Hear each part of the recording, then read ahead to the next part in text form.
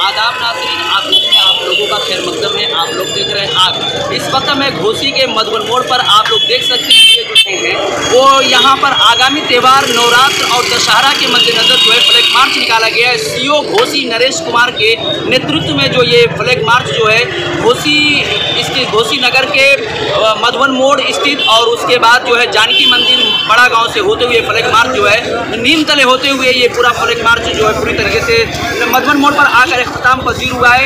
ये आप लोग ये लाइव तस्वीरें ये आप लोग घोसी से की देख रहे हैं, मधुबन मोड़ की देख रहे हैं। आइए देखते हैं घोसी सीओ नरेश कुमार क्या कहते हैं।